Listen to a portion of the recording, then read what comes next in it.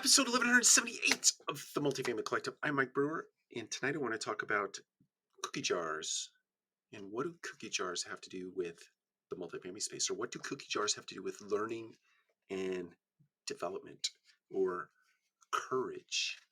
So there's a great story, and I've heard this probably primarily and mostly applied in the world of Christianity, in the world of Scripture.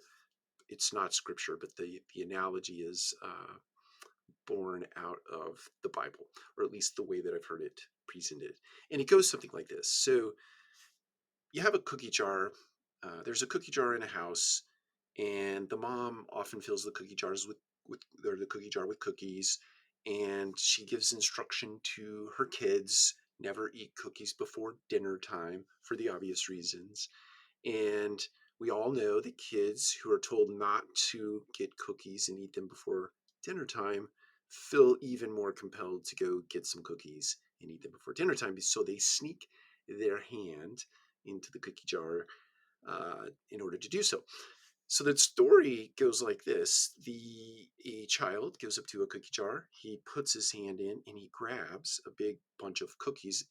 About that time, he hears his mom making her way to the kitchen, and he tries to pull his hand out of the cookie jar, and he can't do it because his hand is full of cookies.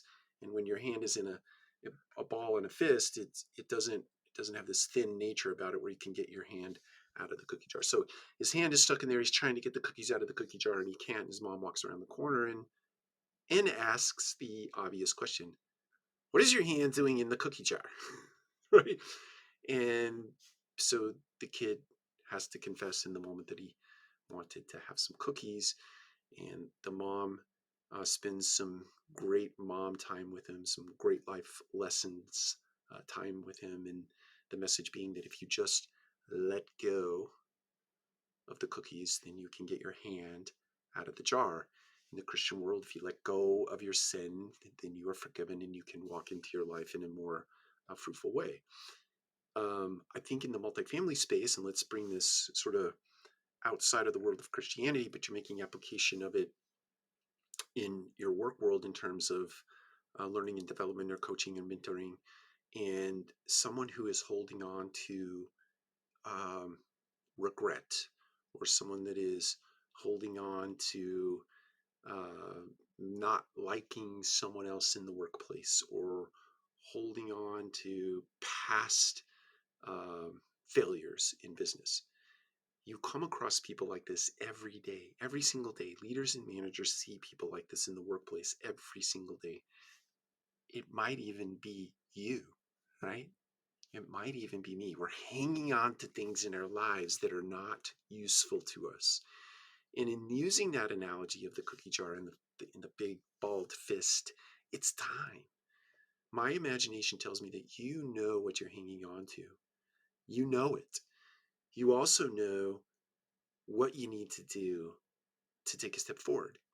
It's let go, right? The obvious answer is letting go. Now, that's sometimes a very difficult process. It's a very difficult road. Sometimes it necessitates bringing in an outside influence in your life, or a counselor or a mentor or somebody in your life that can help you break the barrier, someone that can help you let go, right?